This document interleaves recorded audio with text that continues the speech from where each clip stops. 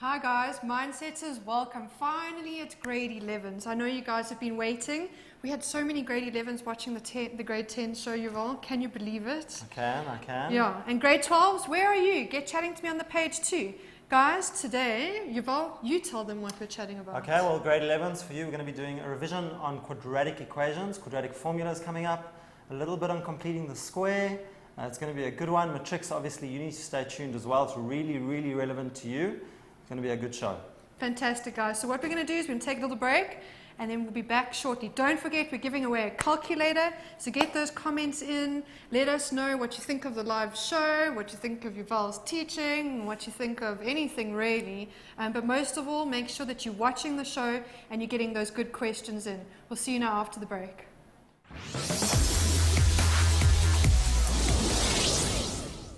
Hi grade 11s, and you are back, and Yuval is with us today and he's taking grade 11 maths. Guys, don't forget we're giving away this sparkly calculator today, and it's going to be given away at the end of this very show. So no, there's no waiting around or none of that. This is instant prizes. Join us on facebook.com/learnextra, and that's LEARNXTRA. Also join me on Twitter, that's @LearnExtra. Don't forget to like our page, guys, because if you like our page, then you keep getting statuses and updates and all interesting good bits of news and things like that. Okay, Yuval, straight, let's get to you. Okay, thanks. So remember we did last week a lesson on completing the square. This kind of falls into the general thing of quadratic equations. Okay, in grade 10 you learned about factorizing a quadratic or solving a trinomial. Okay, I then showed you last week on completing the square, and we've then got this new really great tool called the Quadratic Formula, which I hope you've seen at school, but I'm going to introduce you to it as well. Okay, and I think that's a really good place to start. Remember the quadratic equation, we spent a lot of time talking about this in grade 11, even in grade 10, also in Matric. We learned about parabolas, which are actually drawing a quadratic equation, and we learned how to solve quadratic equations. Okay? So the quadratic equation, in general, let's see if we can try that again, y equals ax squared plus bx plus c. Now when I say solve a quadratic equation, what will normally happen is you'll be told that this thing equals 0. Okay? And what that means is you are now solving for x. Solving for x. Okay? So for example, I might tell you that y, or let's really get fancy here and say f of x, which is the name of the function f, it's equal to y, which is, let's make up numbers. So 1x squared minus 3x plus 4. Okay?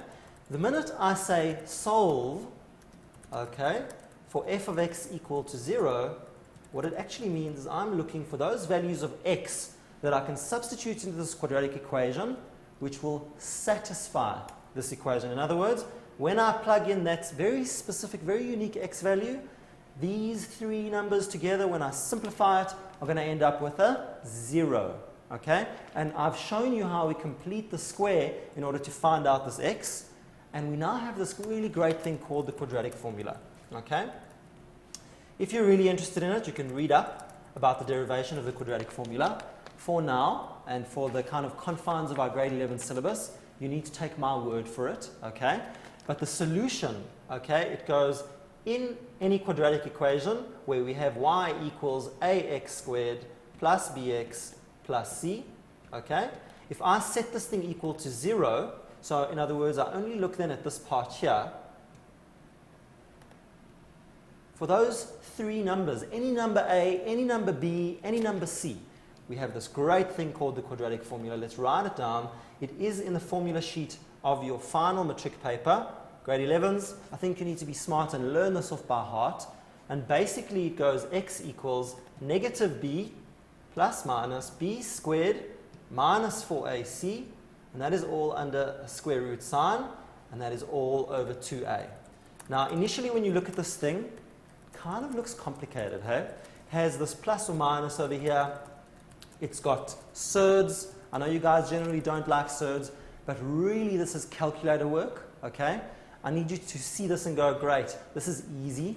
Okay? For those of you that have struggled to factorize a trinomial in grade 10, well, you're really going to love this formula, because this formula means you don't have to think about factorizing trinomials anymore, because this will work for any trinomial. Okay?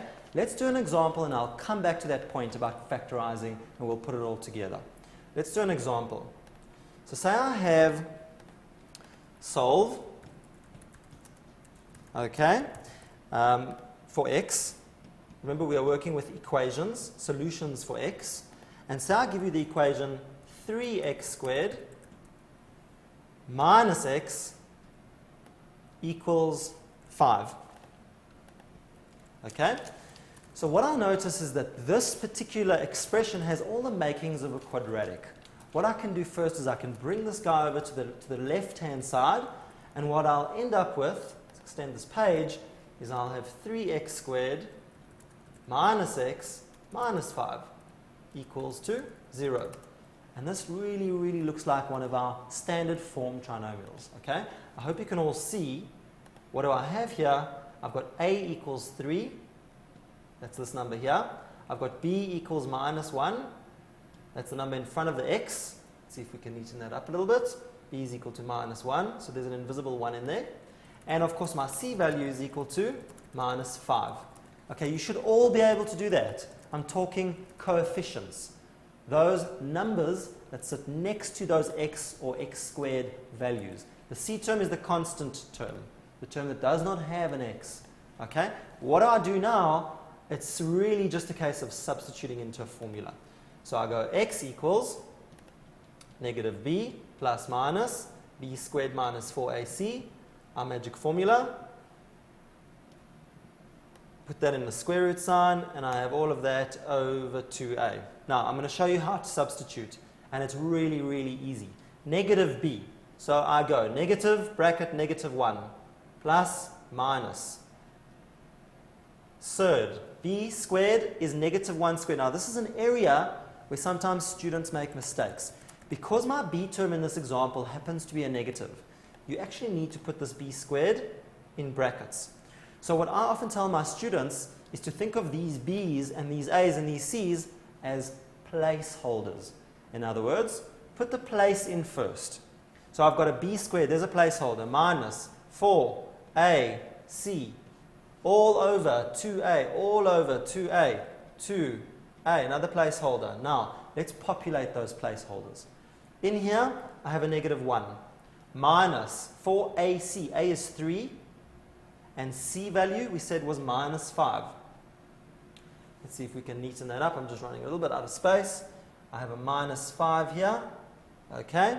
And then I have 2a, which is 2 times 3. Now, if you really want to, you can go and work this out. Okay, unfortunately, I don't have a calculator with me today, so I'm going to leave this question there. What I am challenging the callers with is I want you guys to take your calculator, and if you have a visual calculator on 2 lines, you can literally plug this in as you see it. Okay? And after the ad break, we'll see if we can confirm your answer. Okay? So you literally plug it in as you see it. Now, remember, because a quadratic, okay, it's got an x squared, we are expecting 2 solutions to this quadratic. Okay? It's to the power of 2 solutions. Now, that is the secret of why we have this plus or minus. So pretty much, we use the minus sign to get one solution, and then we use the plus sign to get another solution. So it's 2 solutions. So when you are plugging this in on your calculator, you will first use the plus, and then use the minus, or vice versa. It doesn't really matter. I think you get the idea. Okay? 2 solutions. So you literally plug it in just like that, using a plus and using a minus. Okay? So there's a challenge to all the callers. I challenge you guys to plug this into your calculators and SMS, tweet, phone in your answers, shout them out to the room, okay? And we'll confirm if your answers are right. Okay, so having said that, I think that what we'll do is we'll go on to a slightly more challenging question, because we have now covered all those techniques that we use to solve quadratic equations. I did completing the square with you last week, okay? Factorization is something that you've done already in grade 10. In other words, if, for example, you have x squared plus 2x let's make it a minus 3 here, equals to 0. You could say x minus 3. I'm just making this up, but I think it will work. Or rather, x plus 3 and x minus 1. And because we know how to factorize, that is an expression that factorizes, we can say, well, x equals minus 3 from the first bracket and x equals 1 from the second bracket. If you wanted to, and your factorization wasn't so hot, you could then go and plug your a value here, which was a is equal to 1, b is equal to 2, and c is equal to minus 3. Don't forget your signs. C is minus 3. You'll get the wrong answer. Okay? And you could then go and plug those into the quadratic formula. And if you've used your calculator correctly, and you've plugged things into the formula correctly, you will end up with an answer of x equals minus 3 when you use either the plus or the minus. And your second solution will be x equals 1. Okay? So that's just kind of putting it all together. So factorization, completing the square, which we're going to talk about, although I did spend an hour talking about that last week. And remember, we don't like to complete the square unless we are told to complete the square in the question. So my suggestion, unless you're really hot at completing the square, you don't have to do it unless the question specifically says, please answer this question by completing the square. Okay, so I've got a little bit more time, so I'm going to show you an exam question that really tests this theory.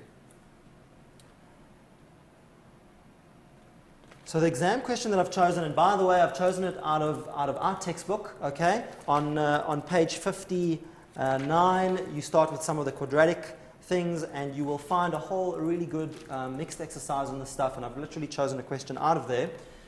And if you go y squared plus 3, okay, plus 12 over y squared plus 3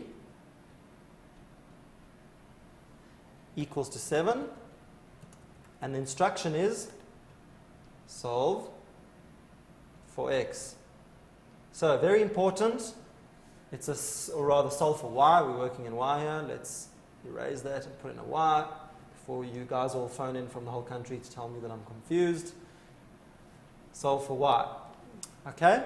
So what we can do here is we notice that we've got something that's shared. Okay?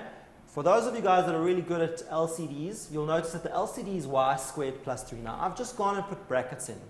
The brackets weren't there before. But I'm putting in the brackets because what I notice is that I have, let's rather put these brackets in color, there and there. I'm going to put a bracket there as well. I have commonality. In other words, I have a bracket that looks the same now. And if I had to multiply through by this LCD, I would have to multiply each term that doesn't have that LCD by this y squared plus 3. And I would end up with a y squared times y squared, and a y squared times a y squared is a y to the 4. Okay? And that is a hint that that is not the right way to do this question. The minute you end up in grade 11 with y squared, y cubed, y to the 4, y to the 5, y to the 6, even matrix, something in your mind needs to go bing, bing, bing. This is a K method question. So the trick that we use is we go let, I hope you can see this, pink, y squared plus 3 equal to k.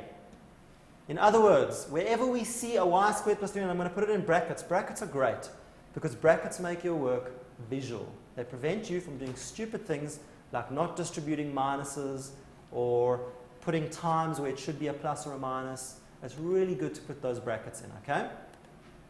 And what I end up with in this question is a k over there, and I'll put that k like that, and then I've got plus 12, and then underneath that I've got another k, so I'm going to keep my pink going here, okay? And then I've got equals 7, equals 7, equals to 7. And the next thing I do, because my work is now visual and I see that I've got LCDs in this question, I'm going to find an LCD. So here we go. LCD is k. I multiply through by that k, and I end up with k squared. Plus 12, let's try that again, equals 7k. Remember, the LCD you've got to multiply through to both sides of the equation, including the right-hand side here. And this is now starting to look like a trinomial. I've got K squareds, I've got K's and I've got just a single number. Let's bring everything over to one side. Okay? So, I've got K squared, I've got minus 7K, I've got plus 12, and I've got equals to 0. Now, if you guys want to, and you can't see that this thing really factorizes quite nicely, why? Because factors of 12, that will give you 7, are 4 and 3. So this one does factorize, okay? But if your factorization a little bit shaky or you really want to be sure, go ahead, plug this into the quadratic formula. Use a is equal to 1, use b is equal to minus 7, and your c value is of course going to be 12, okay? You will get the right answer. You'll then use a plus, you'll use a minus, you'll get the right answer. I'm going to do this the factorization way. Factors of 12, of course, are k minus 4 and k minus 3. Because minus 4 times minus 3 is positive 12, and minus 4 minus 3 is minus 7. And I've got now a solution for k. I've got k is equal to 4. Okay, let's space this out a bit better on the board. You'll see why in a minute. I've got k is equal to 4. K is equal to 4. And I've got k is equal to 3. Okay, you should all be with me up until that point. But this question did not ask me to solve for k. I just used k because that's the trick. Okay, it's one of my tools that I can use to answer questions like this. I now need to finish this question and solve for x, or y in this case. What was my k? I wrote it down, and you should always write it down for your examiner. I said k is y squared plus 3. So now I substitute back. So I end up with y squared plus 3 equals 4. Okay, I could have also left the 4 on that side. Or I've got y squared plus 3 is equal to 3. Okay, so I hope you can all see now we're very close to a final answer. Y squared is equal to 1. What do I do when I have a square on one side? I square root both sides. What do I need to remember whenever I square root both sides? To always include a plus and minus. We did speak about that last week. So in other words, let's put that in color. I'm going to square root the left, I'm going to square root the right, and I have to put a plus or minus. If you don't, well, you're going to lose your marks. So we have y is equal to plus or minus 1. Okay, because the square root of 1 is 1. Over here, have a look. Your 3's cancel out. I'm left with y squared equals 0, which means, of course, that y equals 0. Okay, so there you have it. There is an exam question. I hope maybe you're wondering how this stuff really gets examined. Okay, matrix, when you start doing lots of past papers, and you should already be kind of getting your head around exam technique, what you'll find normally is that in the first question or the second question of your paper 1, okay, there is a question which looks something like this. It may have a surd, it may have a completing the square, it will look something along these lines. You need to expect it, so that's exam technique. Expect certain questions to come up. Why? Because they come up in every exam paper. Because we want to know as examiners that you are able to complete the square or solve the quadratic equation. Okay, so I think that's a nice place to hand over to my colleague over here and see how you guys are coping with quadratics. Well, guys, I know that Yuval got you to paste your questions onto our page, and I think what we're going to do is we're going to go to a break because I want him to have a look at some of your answers on the page. Sneaky, sneaky. I just wanted to let you guys know before we go to break, please, please, please, when you post a question, try and let us know where you got stuck, what you're not understanding. If you keep just posting questions, I mean, we're going to be going through questions until our face turns blue. So rather let us know where you're struggling. Guys, don't forget, we're giving away this Casio calculator at the end of this session. All you need to do is follow us on Facebook. That's facebook.com/learnextra. Also chat to us at learnextra on Twitter.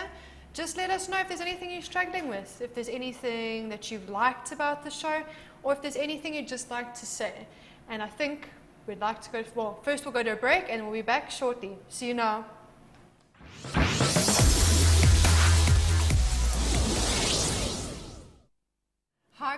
and welcome back, grade 11s. I hope you're having a fantastic time. I know you are, because there's quite a few of you on the page telling me so. Reflow, Lebogang, glad you're joining in. I loved your comment. Thank you so, so much. Takalani, guys, thanks for joining in. Okay, I think, don't forget that we're giving away a calculator. Chat to us on Facebook, chat to us on Twitter, and most of all, let me know if there's any questions you want me to ask Yuval. If there's anything that Yuval's going through and you don't understand, that's the most important thing, is to let me know, hey, hold on, Indiana, I need a little bit of help. Okay, Yuval, should we get straight to it? Hey? Okay, yeah, so I gave you guys a bit of a challenge during the break, and remember we had this question where we first learned about this quadratic formula. And I'm going to show you now how we plug this into our calculators, and I'm kind of hoping that most of you got this right. Okay? First thing I do is I use one of those, a fraction button. I've then got a negative bracket, okay, -1, close bracket. I'm going to use the plus first, plus. I then put in my surd, okay? So you see it's really easy. It looks complicated, this formula doesn't look lacquer. But in actual fact, it's really just a case of substituting in on your calculators. Okay? I've then got a -1 squared, so I'm going to put that in as I see it, -1 all squared. I've even got a squared button there. Okay, I've just got one bracket too many. Let's get rid of that. All squared. Okay, -1 squared minus b squared minus 4. There's a 4 there. And then I've got my a value, which we said was 3. And then I've got my, for a c. What was the c value? It was -5. -5.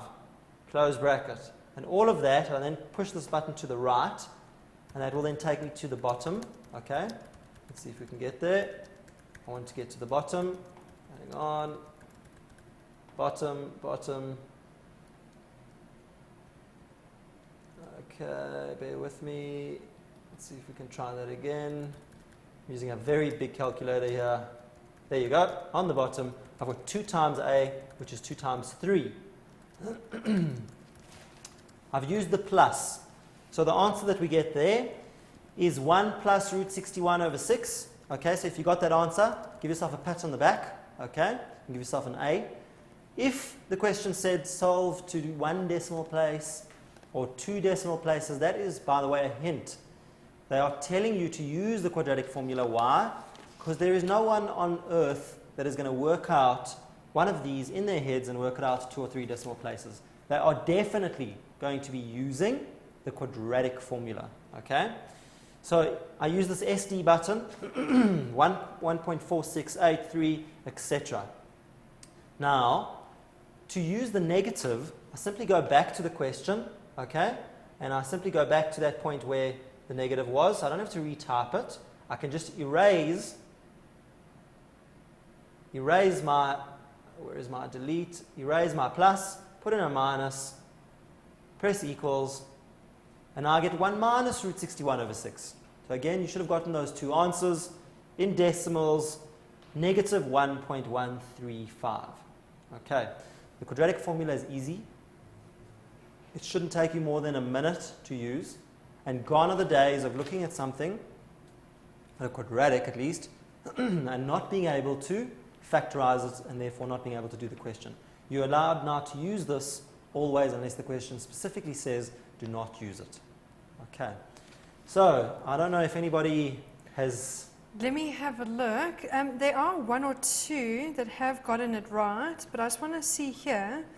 Ntando wants to know, do we really have to use a calculator to answer this equation? Well, Tando, what happens if I say to you, please give me the answer correct to 1 decimal place? So if you were really good at arithmetic, okay, it would be quite easy to work through this here. So minus 1 is plus 1, okay? Let's use the minus. 61, how do we get 61? We go, minus 1 squared is 1, a minus times a minus is a plus, so it's 1 plus, 4 times 3 is 12, and 12 times 5 is 60. And then you end up with 61. On the bottom you have a 6, 2 times 3. But, do you know what the square root of 61 is? Because I sure as hell don't. It's an irrational number, okay? So if you've been watching the grade 10 work, an irrational number. those numbers where you have a surd and it doesn't work out nicely. In other words, the decimals continue forever with no particular order whatsoever. Okay? And irrational numbers, not so easy to work out without a calculator. So really, if I said to you, show that this answer is 1 minus 60 plus or minus 61 over 6, you don't need a calculator for that. If I said to you, please give me the answer to 1 and 2 decimal places, well then definitely you would need a calculator for that question. Okay, fantastic. And this gets to, Polaki, I see, yes, you did get the correct answer. They're all shouting at me, they're saying, why aren't you saying my name? Yes, you did. Fantastic. I want to know, it's got to do with rounding off to the nearest decimal. Just let me get to the question. It'll take me 2 seconds. Takalani said that he's struggling when it comes to an answer like 1.478632 ... how do you write it to 2 decimal places? Okay, so Takalani, I don't want to spend too long on this because I've got some other exciting quadratics to get through, but I think it's worth spending just a minute talking about rounding off, okay? So if I then have, for example, negative 1,135, if I told you that I'm rounding this thing off to 2 decimal digits, I need to look at the second decimal place here, and that's 3. I then look at the third decimal place. If the third decimal place number is 5 or greater, I round up. So this 3 would now become a 4, and I would stop there. I would say negative 1,14, that would be the end of it. Okay. If I was rounding off to 3 decimal places, I would look at the fourth decimal place, which is a 0. 0 is less than 5. That means that my third decimal place remains unchanged. And here's another one. Reflow wants to know, do we write answers in 2 decimal places? So when you get an answer like you've gotten, is it... Yes, that's a good question. Yeah. Reflow.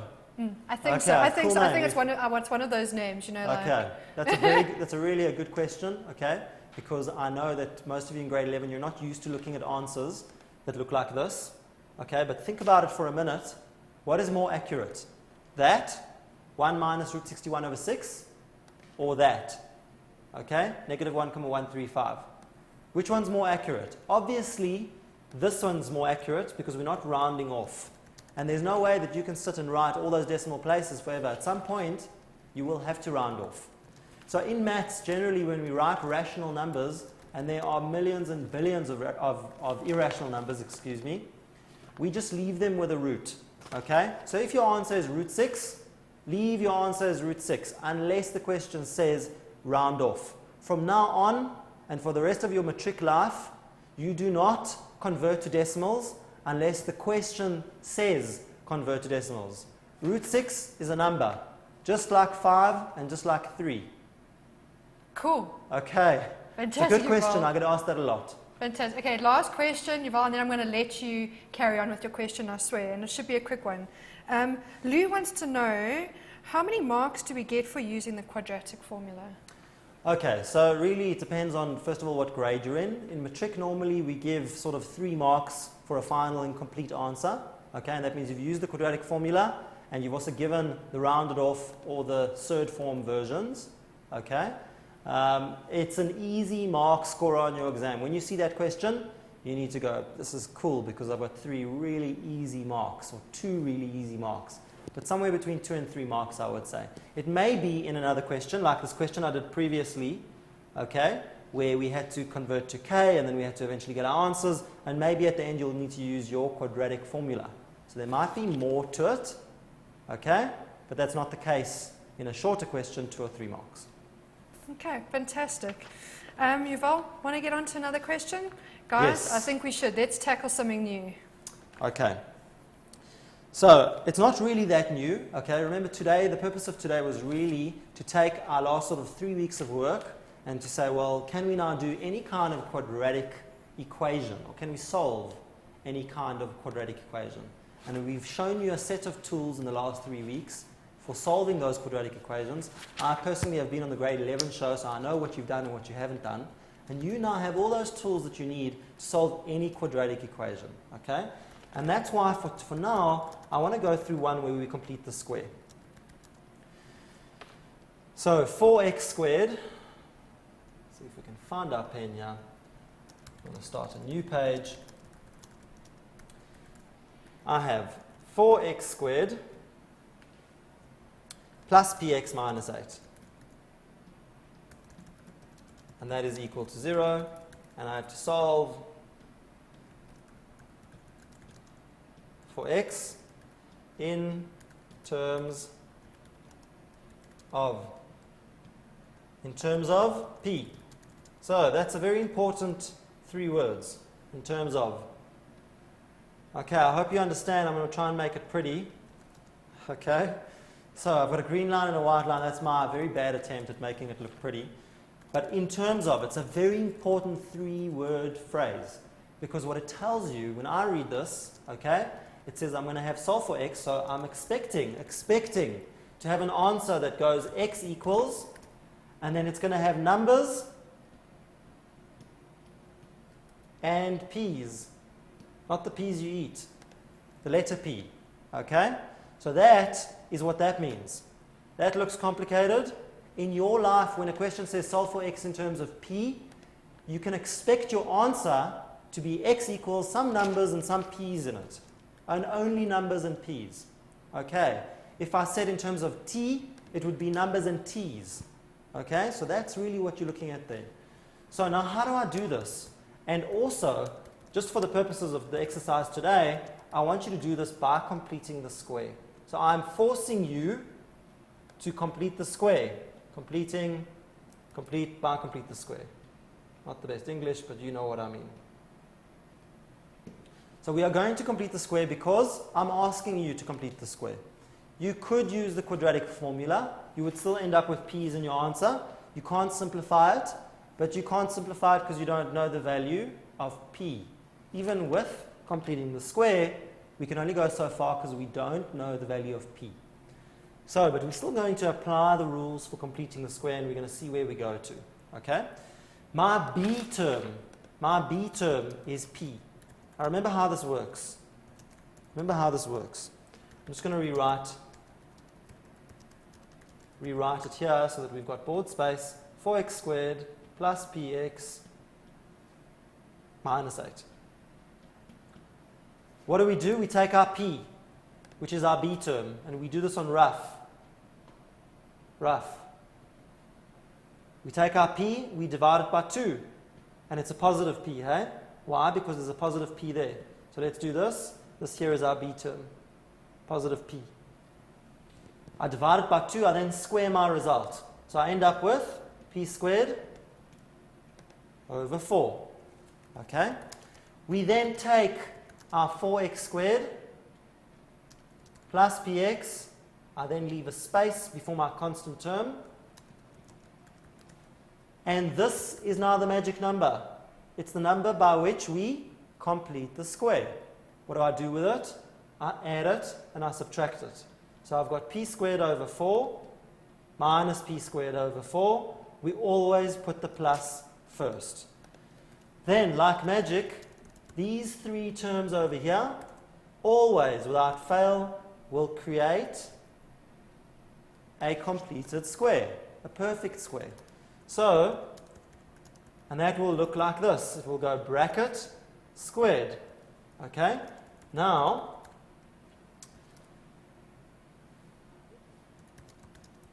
I need to take these 3 terms and create that perfect square. Okay? What I haven't done, and I hope some of you at least are phoning in here, because there's one crucial step that I've left out. Okay? And we're going to backtrack a little bit and just do that before we continue. And I hope you've noticed it. I've chosen quite an interesting question here because I have this 4 in the front. And do you remember that we don't like working with expressions when we have a coefficient in front of the x squared term? So what I'm actually going to do before we continue is I'm going to go down and I'm going to do a little correction here. Okay? And then I'm going to show you why I'm not so happy with what I've done. So let's erase this. And we're going to do our correction. Okay? For those of you that are phoning in, you're right. We do need to take out that 4. So here we go. Back to the beginning. 4x squared plus px minus 8. The first thing I'm going to do is I'm going to pull out a common factor of 4. Okay, that's now looking better. So I don't like this, but I'm going to leave it in. because it's quite important to remind us that we have to take out that coefficient of a. Okay? Let's pull that out. I'm going to say 4x squared plus p over 4, okay? Now, what is minus 8? What happens to it?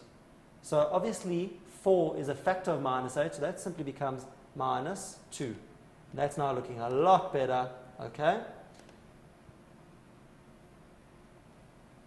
4x squared plus 4 times 4 cancels, so I'm just left with px, which is what I want. 4 times minus 2 is minus 8. We did do this last week. Now my b term has now changed very slightly. It's p over 4. What happens when I halve that? It becomes p over 8. What happens when I square that? It becomes p squared, 64. Okay, so this is looking much better now. Let's now add our magic term to complete the square. Okay, let's see what we get. I've got a 4 on the outside. I've got x squared plus p over 4x. I now add my magic term and I subtract my magic term. 64. And of course, I still have my minus 2 over there. Equals to 0.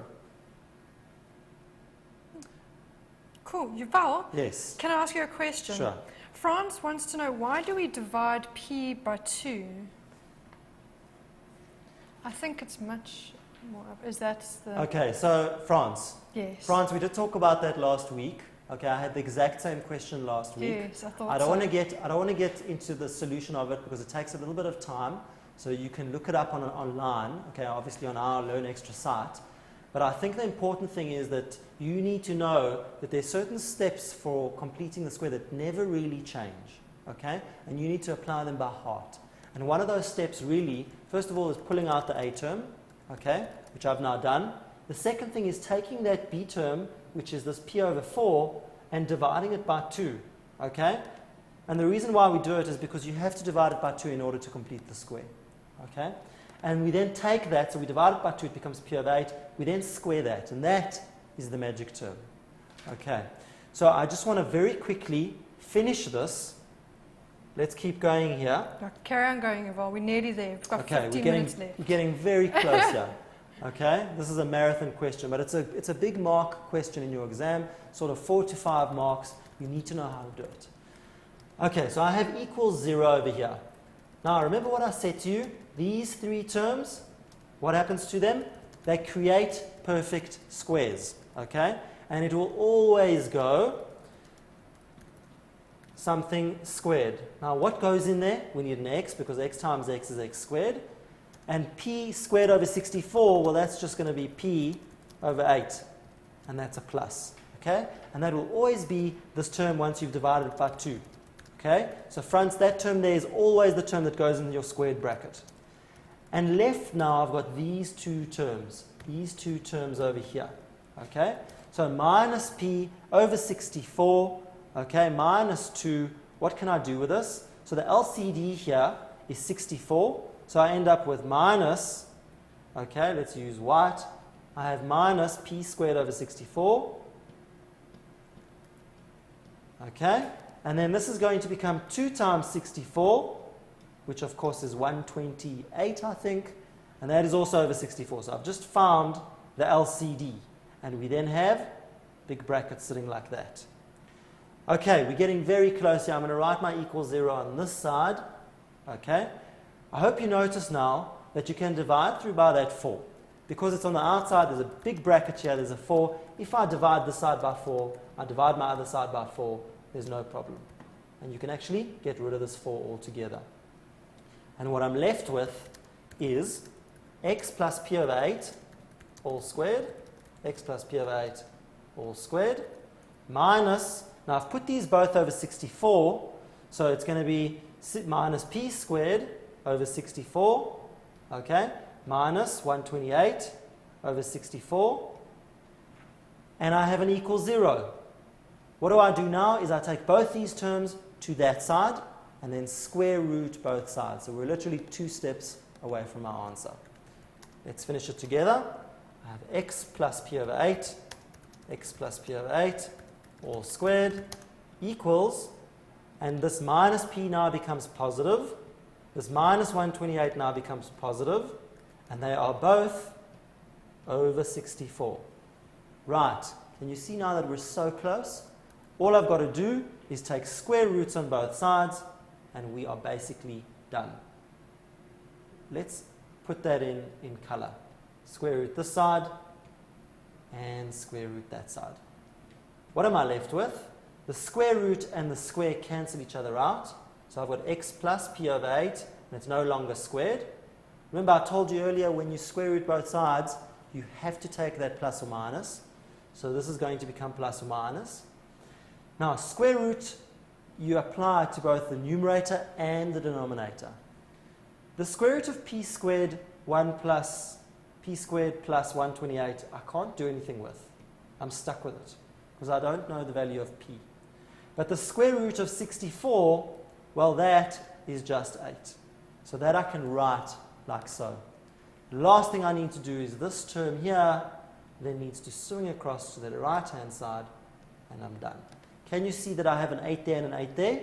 So I can put them both over 8, and my final answer for all those marks is x is equal to plus or minus the square root of p squared plus 128 all over 8, and that's all over 8, and this p became negative p on the side. Okay, so a bit of an interesting question, a bit of a long question. I know it looks complicated and you're going, but why have you completed the square? I did because the question told me to. Okay, so this is a common exam question. You need to know how to do it. Back to you, Indiana. Okay, I have another question. You know what I say to learners, Yuval, is that no question is a silly question. And guys, we try to go through as many of your questions as possible. And sometimes it's quite hard in an hour because sometimes we feel like we need 3 hours just for one grade. Okay, so Yuval, Difolane wants to know, he or she is curious. I'm not quite sure if you're a girl or boy. I'm sorry. In the real world, how do you use quadratic equations? How do you apply them in the real world? I know it's a bit of a roundabout question. It's a bit of a fluffy question, but maybe we use, yeah, okay, it's a good question. Remember, a parabola models real life. So if you do science, for example, and you think about the distance of a ball as you throw it up, and the ball travels with time. So you might have your distance here, or rather time on the x-axis. Science teachers here are going to kill me.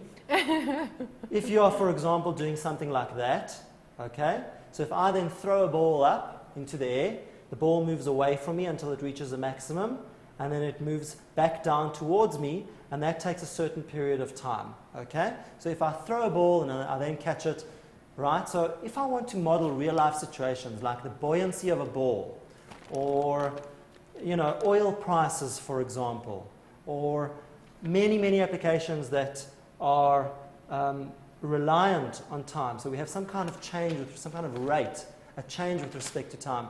A lot of those are modeled by a parabola. And the minute you're modeling by a parabola, so like that example where I gave you distance of a ball, and then it comes back to me, and when it lands here, you can see the distance is back to 0. Okay? How then am I able to work out what these two values here are? Okay? So what we do is we say, well, those are the x-intercepts. Okay?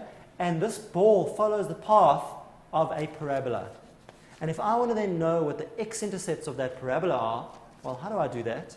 I complete the square, or I factorize, or I use the quadratic formula. Okay? That's just one example. I mentioned oil prices. If you, for example, knew that in the last 5 years oil did something like this, the price of oil, and then it kind of came down again, right? If you were a betting man, you could then say, well, I believe that since it did this over the last 3 years, and the 3 years before that, I believe it's going to do that in the next 3 years as well. So I'm going to buy some oil and I'm going to expect to get rich. That's just an example. Okay, so we have a field called actuarial science where they model certain things like this in the industry. and they then make predictions about the future. There's many, many real-life applications of this. And I think being just studying actuarial science is quite a good thing to be doing, and maybe quite a lucrative career that some of you mindsetters can look into for the future. So, Yuval, we've got 6 minutes left. What should we do? Do you want to tackle another question? Should we go over some things on the page? Yeah, I mean, what I would like to do, just because I know that all of you guys have got questions about completing the square, is I'd like to just maybe write down one more example and not solve it all the way through. Indiana will just take it to a point where the guys understand how we get that b term and how we divide it by 2. That would be that would be nice. Yuval, maybe what you can even do is you can leave the answer with us, and what we'll do is after the show, we might, or sometime this evening, post it. What do you think? It sounds like a good idea. Okay, guys, one last question, and yeah, then can you believe that it's gone so fast? Don't forget to tweet us and Facebook us, and at the end of the show, I will make sure that I give out this Casio calculator. I haven't forgotten, I swear. Yuval, back to you. Okay, so in the dying minutes of our grade 11 hour, remember we've still got another hour to come, so I'm going to leave you with one last completing the square question here, and it's a similar question to the previous one. I'll change the letter just to show you that the letter is irrelevant. X squared minus tx minus 4 equals 0. Get x in terms of, stands for in terms of t, by completing the square.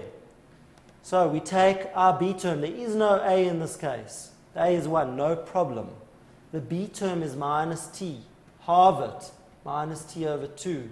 Square your result. T squared over 4. Okay? We then take that magical number and we use it to complete the square. X squared minus tx. We add that magical number and we subtract that magical number. T squared over 4.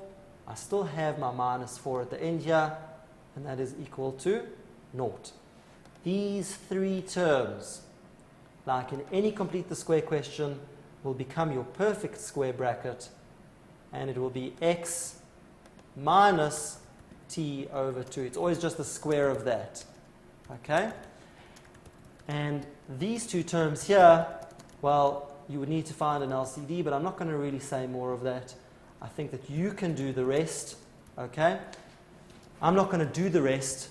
Just in discussion, LCD, take these guys over to the right-hand side. There's obviously a square there. Take these guys over to the right-hand side. Square root the left, square root the right. Whenever you square root both sides, take a plus and a minus. And then lastly, that will then open your bracket. You then bring this t over to a cross to the right-hand side, and you've got your final answer. Okay. So really straightforward. These questions never change. Just follow the steps for completing the square. Okay, fantastic. Okay. Okay, so what I think I'm going to do now, Yuval, is give away this calculator. Guys, please don't be upset if you don't win, because I know that you all want a calculator. Just keep following us on our page. You never know when we're going to do more giveaways and what could come up. But most of all, we're all here to learn more and to learn extra. And also, if you're on the page and if you see somebody struggling, don't be afraid to help them out. That's what mindsetters do. They help each other out. Okay, here you go. Yuval, are you ready? Okay. Who's the lucky winner? I know, I'm so excited. Lorato. This is Lorato Tabanshu. And he wins this calculator because this is his comment. I'm going to try and get through it as quick as possible. He's in grade 11, and he's got to admit that he thought that maths was just for nerds. And he wasn't really interested in maths ever until he started to watch Mindset Learn. He's definitely loving it, and he was quite surprised when I saw how well he did on his class tests with a quadratic equation. On Thursday, he's writing another test, and he wants to do 100%. So hopefully, moving forward, Lorato, this will help you. Good for you. Yeah, cool. Thanks, Lorato, and thanks everyone for joining in today's grade 11 amazing class. We had such a fun time. Grade 12s, don't forget that you're on next. We'll see you soon. Bye, guys.